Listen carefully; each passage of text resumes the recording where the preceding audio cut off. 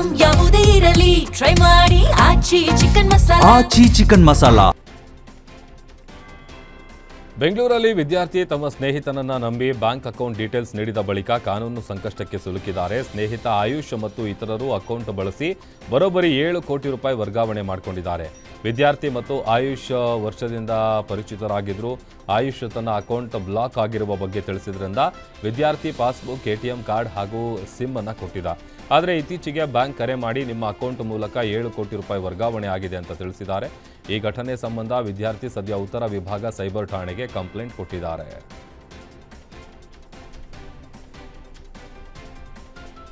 ಚಿತ್ರದುರ್ಗದ ರೇಣುಕಾಸ್ವಾಮಿ ಕೊಲೆ ಪ್ರಕರಣದಲ್ಲಿ ಆರೋಪಿಗಳ ಸಾಕ್ಷಿಗಳ ವಿಚಾರಣೆ ವಿಳಂಬವಾಗ್ತಿರೋ ಹಿನ್ನೆಲೆ ದರ್ಶನ್ ಶೀಘ್ರ ಟ್ರಯಲ್ ನಡೆಸಲು ಮನವಿ ಮಾಡಿದ್ದಾರೆ.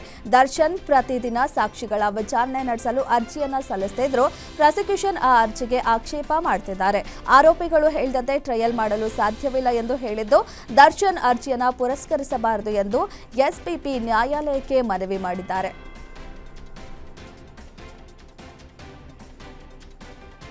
ಸಿಲಿಕಾನ್ ಸಿಟಿ ಬೆಂಗಳೂರಿನಲ್ಲಿ ಕೆಲ ವೈನ್ ಶಾಪ್ಗಳು ಮತ್ತು ಬಾರ್ಗಳು ಅಧಿಕೃತ ಅಬಕಾರಿ ರೂಲ್ಸ್ ಪ್ರಕಾರ ಬೆಳಗ್ಗೆ 10ಕ್ಕೆ ತೆರೆಯಬೇಕಾದರೂ ಬೆಳಗ್ಗೆ 6 ಗಂಟೆಗೆ ಓಪನ್ ಮಾಡ್ತಿರೋದು ರಿಯಾಲಿಟಿ ಚೆಕ್ನಲ್ಲಿ ಬೆಳಕಿಗೆ ಬಂದಿದೆ. ಶೋಭಾ ವೈನ್ ಸೇರಿದಂತೆ ಹಲವು ಶಾಪ್ಗಳು ರೂಲ್ಸ್ಗಳನ್ನು ಉಲ್ಲಂಘಿಸಿ ಹಿಂಡಿ ಮೂಲಕ ಬಾಟಲ್ ಮಾರಾಟ ಮಾಡಿ ಹೆಚ್ಚುವರಿ ಹಣ ಕಮ್ಮಿ ಮಾಡ್ತಿವೆ. ಈ ಅವ್ಯವಸ್ಥೆ ಶಾಲೆಗೆ ಹೋಗ್ತಾ ಇರುವಂತಹ ಮಕ್ಕಳಿಗೆ, ಬೆಳಗ್ಗೆ ಓಡಾಡುವಂತಹ ಮಹಿಳೆಯರಿಗೆ ತೊಂದರೆ ಉಂಟು ಮಾಡ್ತಾ ಇದೆ. ಪೊಲೀಸರು ವಾರ್ನಿಂಗು ಕೂಡ ಗಮನ ಕೊಡದೆ ಬಾರ್ ಮಾಲೀಕರು ಡೋಂಟ್ ಕೇರ್ ಅನ್ನುವಂಥ ರೀತಿ ವರ್ತಿಸ್ತಾ ಇದ್ದಾರೆ.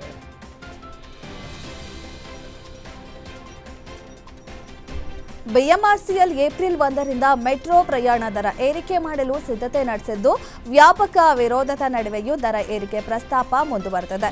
5% ದರ ಏರಿಕೆ ಮಾಡುವ ಬದಲು 1% ಏರಿಕೆ ಮಾಡುವ ಆಯ್ಕೆ ಕುರಿತು ಚರ್ಚೆ ನಡೆಸುತ್ತಿದೆ. ಆದರೆ ಅಂತಿಮ ನಿರ್ಧಾರ ಇನ್ನೂ ಪ್ರಕಟವಾಗಿಲ್ಲ. ಸದ್ಯ ದರ ಪರಿಷ್ಕರಣಾ ಸಮಿತಿಯಲ್ಲಿ ಸರ್ಕಾರದ ಪ್ರತಿನಿಧಿ ಇಲ್ಲದಿರೋದ್ರಿಂದ ಹೊಸ ಸಮಿತಿ ರಚನೆ ಆಗುವವರೆಗೂ ದರ ಪರಿಷ್ಕರಣೆ ಜಾರಿಯಾಗೋದಿಲ್ಲ. ನಿರ್ವಹಣೆ ವೆಚ್ಚ ಮತ್ತು ಆರ್ಥಿಕ ನಷ್ಟ ಹೆಚ್ಚುತ್ತಿರುವ ಹಿನ್ನೆಲೆ ದರ ಏರಿಕೆ ಅನಿವಾರ್ಯವಾಗಿದೆ.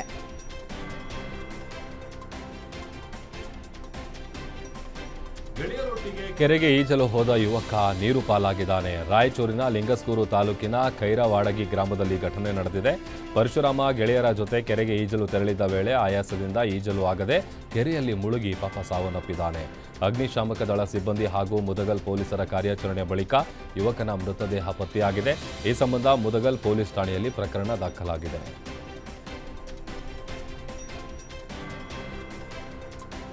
ಕಸವನಹಳ್ಳಿ ಕೆರೆ ಅಭಿವೃದ್ಧಿ ಹೆಸರಲ್ಲಿ ಹಾಳಾಗ್ತಿರುವ ಹಿನ್ನೆಲೆ ಸ್ಥಳೀಯರು ಆಕ್ರೋಶ ವ್ಯಕ್ತಪಡಿಸಿದ್ದಾರೆ. ದಕ್ಷಿಣ ಪಾಲಿಕೆ ವ್ಯಾಪ್ತಿಯಲ್ಲಿರುವ ಈ ಕೆರೆಗೆ ಕಟ್ಟಡ ತ್ಯಾಜ್ಯವನ್ನ ಭೂಗಳ್ಳರು ಹಾಗೂ ಟಿಪ್ಪರ್ಗಳ ಮೂಲಕ ಸುರಿಸುತ್ತಿದ್ದಾರೆ. ಸ್ಥಳೀಯರು ಆಯುಕ್ತರಿಗೆ ಮನವಿ ಮಾಡಿ ಕೆರೆಯನ್ನ ಉಳಿಸಲು ತುರ್ತಾಗಿ ಕ್ರಮ ಕೈಗೊಳ್ಳುವಂತೆ ಕೇಳಿದ್ದಾರೆ.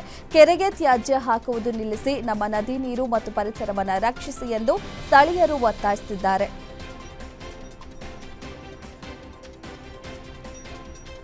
ಬೆಳಗಾವಿ ತಾಲೂಕಿನ ರಣಕುಂಡೆ ಗ್ರಾಮದ ಬಳಿ ನಡೆದ ಮಿಂಚಿನ ಕಾರ್ಯಾಚರಣೆಯಲ್ಲಿ ಅಕ್ರಮ ಮದ್ಯ ಸಾಗಾಟ ಮಾಡುವವರನ್ನು ಅಬಕಾರಿ ಪೊಲೀಸರು ಪತ್ತೆ ಹಚ್ಚಿದ್ದಾರೆ.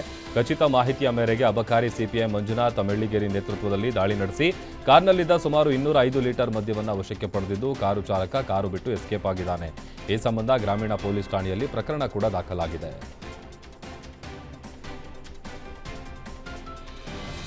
ಬೆಂಗಳೂರಿನ ಕ್ಲಾಸ್ ಟೆಕ್ನಾಲಜಿ ಎಲ್ಎಲ್ಸಿ ಫ್ಯಾಕ್ಟರಿಯಲ್ಲಿ ಕೆಲಸ ಮಾಡುವ ವೇಳೆ ಕಾರ್ಮಿಕನ ಬಲಗೈನ 2 ಬೆರಳುಗಳು ತುಂಡಾಗಿದೆ. ಗಾಯಕ್ಕೆ ಸೂಕ್ತ ಚಿಕಿತ್ಸೆ ನೀಡದೆ ಕಂಪನಿ ನಿರ್ಲಕ್ಷ್ಯ ತೋರುತ್ತಿದೆ ಎಂದು ಕಾರ್ಮಿಕನ ಪತ್ನಿ ಆರೋಪಿಸಿದ್ದಾರೆ. ಇದೇ ರೀತಿ ಹಲವಾರು ಕಾರ್ಮಿಕರ ಬೆರಳುಗಳು ಕಟ್ ಆಗ್ತಿರ್ತವೆ, ಆದರೆ ಕಂಪನಿ ಯಾವುದೇ ಕ್ರಮ ಕೈಗೊಳ್ತಿಲ್ಲ.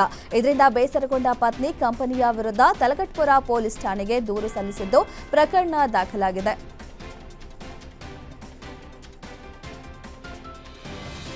ಕಲ್ಲು ತೂರಾಟ ಪ್ರಕರಣ ಸಂಬಂಧ ಬಾಗಲಕೋಟೆ ಜಿಲ್ಲೆಗೆ ಹಿಂದೂ ಫೈರ್ ಬ್ರ್ಯಾಂಡ್ ಯತ್ನಾಳ್ ಭೇಟಿ ನೀಡಿದ್ದಾರೆ. ಕಿಲ್ಲಾಗಲ್ಲಿಯ ಅಂಬಾ ಭವಾನಿ ದೇವಸ್ಥಾನಕ್ಕೆ ಭೇಟಿ ನೀಡಿ ಪೂಜೆ ಸಲ್ಲಿಸಿದ್ರು. ನಂತರ ದೇವರ ದರ್ಶನಕ್ಕಾಗಿ ಆಸ್ಪತ್ರೆ ಕಡೆಗೆ ತೆರಳಿದ ಬಸನಗೌಡ ಪಾಟೀಲ್ ಯತ್ನಾಳ್ ಗಾಯಾಳುಗಳನ್ನು ಭೇಟಿಯಾಗಿ ಅವರ ಆರೋಗ್ಯವನ್ನು ವಿಚಾರಿಸಿದ್ದಾರೆ.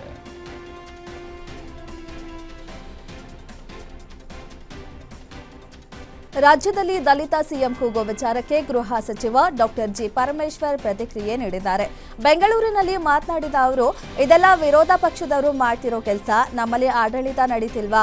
ಸಿಎಂ ಆಡಳಿತ ಮಾಡ್ತಿಲ್ವಾ? ಸಿಎಂ 10-12 ದಿನಗಳಿಂದ ಬಜೆಟ್ ಬಗ್ಗೆ ಚರ್ಚೆ ಮಾಡ್ತಿದ್ದಾರೆ. ಪ್ರತಿದಿನ ಸಿಎಂ ಕೂಗೋ ವಿಚಾರವನ್ನ ವಿರೋಧ ಪಕ್ಷ ಸುಮ್ಮನೆ ತರ್ತಿದೆ. ಸಿಎಂ ಬದಲಾವಣೆ ಬಗ್ಗೆ ನಮ್ಮ ಹೈಕಮಾಂಡ್ ತೀರ್ಮಾನ ಮಾಡುತ್ತೆ. ಯಾವ ಸಂದರ್ಭ ಎಲ್ಲವನ್ನ ತೀರ್ಮಾನಿಸೋದು ಹೈಕಮಾಂಡ್ಗೆ ಬಿಟ್ಟಿದ್ದು ಎಂದು ಹೇಳಿದರು. ವಿವಿಧ ಇಲಾಖೆ ಚರ್ಚೆ ಮಾಡ್ತಿದ್ದಾರೆ. ಆಮೇಲೆ ಆಡಳಿತ ನಡೀತಾ ಇದೆ. ಸುಮ್ಮನೆ ಇದನ್ನು ಮುಖ್ಯಮಂತ್ರಿಗಳನ್ನ ಫ್ಯಾಕ್ಟರ್ನ ಪ್ರತಿ ದಿವಸ ತರ್ತಾ ಇರ್ತಕ್ಕಂಥವ್ರು ವಿರೋಧ ಪಕ್ಷದವರೇ, ಅವರೇ ಮಾಡ್ತಾ ಇರೋದು. ದಲಿತರಿಗೆ ಅವಕಾಶ ಮಾಡಿಕೊಟ್ಟಿರುವಂಥದ್ದು ಕಾಂಗ್ರೆಸ್ ಪಕ್ಷ ಸಿಎಂ ಆಗೋದು ಹೌದಲ್ಲ, ಕಾಂಗ್ರೆಸ್ ಪಕ್ಷನೇ ಮಾಡಬೇಕು, ಇನ್ಯಾರು ಮಾಡ್ತಾರೆ? ಅದು ಹೈಕಮಾಂಡ್ ಅವರು ಡಿಸೈಡ್ ಮಾಡ್ತಾರೆ ಯಾವಾಗ ಸಂದರ್ಭ ಮತ್ತೊಂದು ಅದೆಲ್ಲ.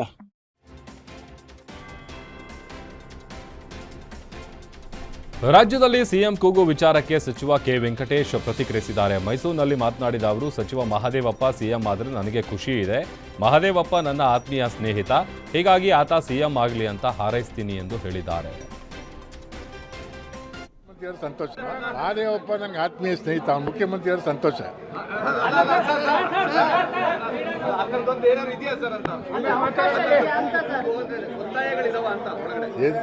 ಏನು ನಿರಂತರವಾಗಿ ಏನು ನಡೀತಾ ಇದೆ ನಮ್ಗೆ ಗೊತ್ತಿಲ್ಲ. ನನಗೆ ಮಹದೇವಪ್ಪ ಮುಖ್ಯಮಂತ್ರಿ ಅಂದ್ರೆ ಸ್ವಾಗತ ಮಾಡ್ತೀನಿ.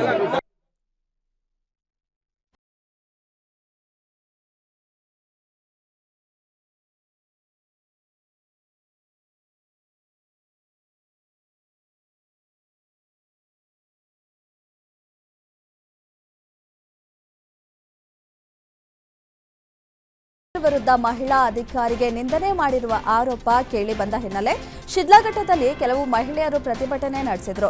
ರಾಜೇಗೌಡ ಬೆಂಬಲಿತ ಮಹಿಳೆಯರು ಸಚಿವರ ವಿರುದ್ಧ ಧಿಕ್ಕಾರ ಕೂಗಿ ಆಕ್ರೋಶ ವ್ಯಕ್ತಪಡಿಸಿದ್ರು. ಇದೇ ವೇಳೆ ಸಚಿವರ ಫೋಟೋಗಳಿಗೆ ಚಪ್ಪಲಿ ಹಾಕಿ ಪ್ರತಿಭಟಿಸಿದ್ರು. ಆದರೆ ಪ್ರತಿಭಟನೆಗೆ ಪೂರ್ವಾನುಮತಿ ಪಡೆಯದೆ ರಸ್ತೆಗಿಳಿದಿದ್ದಕ್ಕೆ ಸಬ್ ಇನ್ಸ್ಪೆಕ್ಟರ್ ಮಹಿಳೆಯರನ್ನ ತರಾಟೆಗೆ ತೆಗೆದುಕೊಂಡ್ರು. ಅನುಮತಿ ಇಲ್ಲದೆ ಪ್ರತಿಭಟನೆ ನಡೆಸಿದ್ದಕ್ಕೆ ಯಾಕೆ ಎಂದು ಪ್ರಶ್ನಿಸಿದಾಗ ಮಹಿಳೆಯರು ಕಕ್ಕಾಬಿಕ್ಕಿಯಾದರು.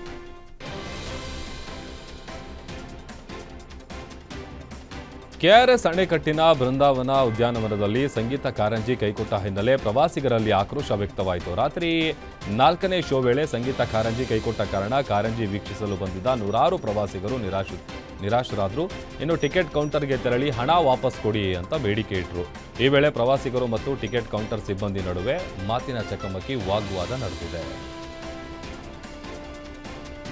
ನಿಮ್ಮೂರಿನಿಂದ ವಿಶ್ವ ಮಟ್ಟದವರೆಗೆ ರಾಜಕೀಯ, ಸಿನಿಮಾ, ಸ್ಪೋರ್ಟ್ಸ್ ಯಾವ ಸುದ್ದಿಯೂ ಮಿಸ್ ಆಗಲ್ಲ. ಬರೀ ಸುದ್ದಿಯಷ್ಟೇ ಅಲ್ಲ, ಜೊತೆಯಲ್ಲೇ ಇರುತ್ತೆ ವಿಶ್ಲೇಷಣೆ. ಗ್ಯಾರಂಟಿ ನ್ಯೂಸ್ನ ಸಬ್ಸ್ಕ್ರೈಬ್ ಮಾಡಿ, ಫಾಲೋ ಮಾಡಿ, ಕ್ಷಣ ಕ್ಷಣದ ಅಪ್ಡೇಟ್ಸ್ ಪಡೆಯಿರಿ.